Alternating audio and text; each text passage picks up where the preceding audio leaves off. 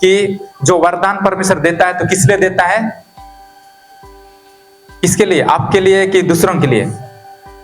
सबके सेवा के लिए। हालेलुया। पहला कुरिन्थियों उसका 12 अध्याय खोलिए। पहला कुरिन्थियों उसका 12 अध्याय और उसका 7 पद को पढ़िए। पहला कुरिन्थियों उसका 12 अध्याय 7 पद। किंतु सबके लाभ पहुंचाने के लिए हर एक को आत्मा का प्रकाश दिया जाता है। यहाँ लिखा है किंतु सबके लाभ पहुंचाने के लिए, सबका लाभ पहुंचे, इसलिए परमेश्वर आपको मुझको वरदान दिया है। एक दूसरे लोग उसके द्वारा से लाभान्वित हों, एक दूसरे लोग उसके द्वारा आशीष पाएं, एक दूसरे उस वरदान के द्वारा आगे बढ़ें, इसके लिए परमेश्वर हमें वरदान दिया है। वरदान बेचने के लिए नहीं है। बहुत सारे चंगाई का वरदान मिलता है तो उसको लोग पैसों से वो चंगाई करते हैं। परमेश्वर हमें गिफ्ट दिया है। वरदान का मतलब क्या है? गिफ्ट। अगर परमेश्वर हमें गिफ्ट दिया है तो आपको और मुझको भी दूसरों को क्या करना है? गिफ्ट देना है। सेंटमेंट हमने पाया है और सेंटमेंट दूसरों को भी हमें देना है। आपके अंदर में वरदान जरूरी है ताकि आप दूसरों को सेवा कर सकें। जब आपके जीवन में वरदान होगा तो आप लोगों को सेवा कर सकते हैं, लोगों को प्रभु में आगे बढ़ा सकते हैं। और वो वरदान हमारे जीवन में जब होगा तो परमेश्वर का महिमा होगा। परमेश्वर वरदान दे रहा है, गिफ्ट दे रहा है और आप नहीं ले रहे हैं तो फिर परमेश्वर का महिमा उससे होगा? परमेश्वर उससे खुश होगा? नहीं।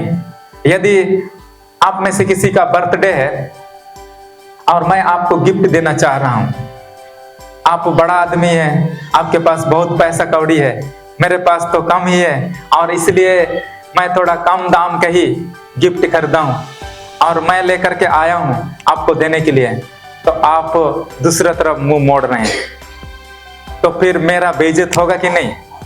मेरा अनादर होगा कि नहीं? परमेश्वर आपको गिफ्ट देने के लिए तैयार है। आपके लिए इतना अच्छा गिफ्ट को रखा है और उसको अगर आप अपने जीवन में नहीं ले रहे हैं तो परमेश्वर का अपमान होगा, परमेश्वर का अनादर होगा। और इसलिए वरदान के द्वारा हम परमेश्वर को महिमा कर सकते हैं। हमारे जीवन में वरदान अगर हम लेंगे, स्वीकार करेंगे और उस वरदान को हम काम में लाएंगे तो परमेश्वर का नाम का महिमा होगा। इसलिए हम वरदान से भरें, वरदान में हम जीवन व्यतीत करने वाले हम बने। हालेलुया। अगला हम देखेंगे, अगला है शरीर में आराधना। बोलिए शरीर में आराधना। आत्मा में कैसे हम आराधना करते हैं? पहला सामर्थ में, दूसरा सच्चाई और तीसरा वरदान के द्वारा हम परमेश्वर को महिमा देते हैं। और तीसरा शरीर में हम कैसे उसको हम आराधना कर सकते हैं। हालेलुया। शरीर का मतलब समझ रहे हैं? आपका हाथ, पैर, मुंह, ये सारा शरीर है और इसके द्वारा हम परमेश्वर के नाम को हम महिमा करना चाहते हैं। इससे पहले हमने देखा है प्राण में आपका मन फिराव है, प्राण में जागृति है, प्राण में सुधार है, आत्मा में सामर्थ है, आत्मा में सच्चाई है, आत्मा में वरदान है और फिर शरीर में हम कैसे परमेश्वर को हम महिमा कर सकते हैं। इसमें हम 3 चीजों को हम देखेंगे। पहला चीज है, पहला नंबर में है उसके नाम की स्तुति। बोलिए उसके नाम की स्तुति। उसका नाम का हमें स्तुति करने वाला बनना है। परमेश्वर का जो नाम है उसका क्या करना है? स्तुति। इसमें हम 3 चीज को देखते हैं। पहला बोलिए स्तुति, दूसरा धन्यवाद और तीसरा दंडवत। तीसरा दंडवत। हालेलुया। शरीर में 3 चीज के द्वारा हम परमेश्वर को महिमा देते हैं। पहला चीज है उसके नाम की हमें स्तुति करना है। जब हम उसके पास आते हैं, चाहे आप अपना घर में, चाहे आप आराधनालय में, संडे का दिन आप आते हैं, तो उसका नाम का हमें क्या करना है? स्तुति करना है। परमेश्वर का नाम आपको मालूम है? परमेश्वर का नाम बाइबल में भरा हुआ है। जब आप इसको पढ़ेंगे तो हर एक पेज में, हर एक अध्याय में आपको परमेश्वर का नाम मिलेगा। वो नाम का हमें स्तुति करना है। परमेश्वर का नाम कोई बता सकते हैं? कोई एक नाम, कोई भी नाम, बहुत सारा नाम है। जैसे निस्सी, उधर से भाई ने जवाब दिया है यहोवा निस्सी। निस्सी का मतलब क्या है? निस्सी का मतलब क्या है? विजय देने वाला। बोलिए विजय देने वाला। यहोवा निस्सी का मतलब क्या है? विजय देने वाला। तो हमें जब प्रभु के पास हम आते हैं, आइए हम आराधना करें, ऐसा हम कहते हैं, तो आपको उसका नाम ले करके उसका स्तुति करना है। विजय देने वाला, हम जिनितो एम तन परमेश्वर तन में, वो परमेश्वर निस्सी है, विजय देने वाला है, जिनितो एम नहीं। इसी तरह से और भी नाम है, हाँ, जैसे 135 का छा ना, हाँ 135 का छा निकाल लीजिए सब कोई। 135 का छा, भजन संहिता 135 का छा।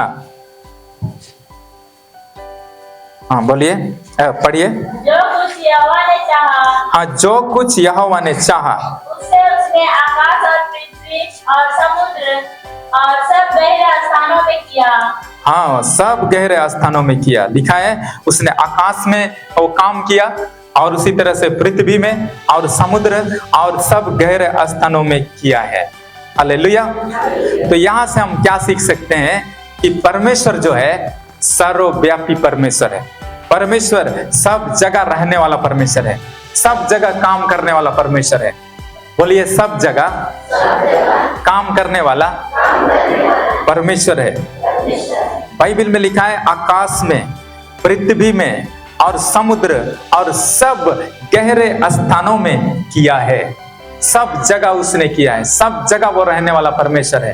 तो इस वचन से हम लोग जान पाते हैं कि वो परमेश्वर सर्वव्यापी परमेश्वर है। जब आप प्रभु के पास आते हैं तो उसका नाम क्या लेना है यहाँ, कि सब जगह रहने वाला परमेश्वर, आपका धन्यवाद, आपका स्तुति। ऐसा हम परमेश्वर को हम बढ़ाई के दे सकते हैं, स्तुति हम दे सकते हैं। कई बार क्या होता है, नहीं जानने के कारण से जब बहुत लोग प्रभु के पास आते हैं, आराधना के समय भी हम लोग प्रार्थना ही करते हैं कि प्रभु मेरे जीवन में बीमारी है, आप उनको ठीक कर दीजिए। प्रभु मेरे जीवन में कमी घटिया है, उनको आप ठीक कर दीजिए। यह जरूरी है, लेकिन हमारे जीवन में परमेश्वर को आराधना का भी एक स्थान होना जरूरी है। हालेलुया। वो सब तो ठीक है, हमारे जीवन में कमी घटिया है, उसको थोड़ा सा साइड में हमें रख देना है, और थोड़ी समय हम परमेश्वर को हम कह सकते हैं कि परमेश्वर आप सब कुछ करने वाला परमेश्वर हैं, परमेश्वर आप सर्वव्यापी परमेश्वर हैं। इस तरह उसका नाम लेकर हम उसका स्तुति करते हैं। Hallelujah, hallelujah. इसी तरह से पहला यूहन्ना 1 अध्याय 1 पद, पहला यूहन्ना 1 अध्याय 1 पद, आखिरी तरफ है। पहला यूहन्ना 1 अध्याय 1 पद। यूहन्ना रचित सुसमाचार अलग है, पहला यूहन्ना, दूसरा यूहन्ना, ये सब अलग। पहला यूहन्ना 1 अध्याय 1 पद पढ़िए।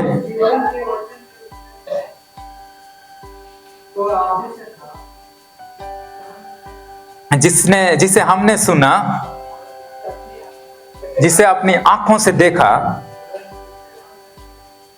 हाँ, और हाथों से छुआ।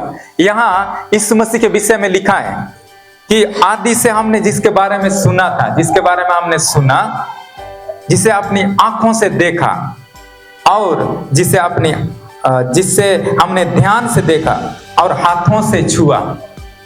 यहाँ एक नाम है, शुरू तरफ अगर आप देखेंगे, उस जीवन के वचन के विषय में, जीवन का वचन। यहाँ इस मसीह का नाम क्या है? जीवन का वचन। बोलिए, जीवन का वचन, जीवन का वचन। हालेलुया। वो परमेश्वर हमें जीवन का वचन, वो परमेश्वर जीवन का वचन है। इस मसीह जीवन का वचन है, पुत्र यीशु मसीह जीवन का वचन है। ऐसा हम परमेश्वर को हम स्तुति दे सकते हैं। वो अगर जीवन है तो आपके अंदर में मृत्यु का बात नहीं हो पाएगा, बीमारी नहीं हो पाएगी, क्योंकि वहां वो जीवन लेकर के आएगा। तो जान करके, उसका नामों को जानकर हम उसकी स्तुति कर सकते हैं। वो जीवन का वचन है। इसी तरह से जब हम भजन संहिता 143 का 10 पढ़ेंगे, भजन संहिता 143 का 10, भजन संहिता 143 और उसका वर्ष नंबर 10, 143।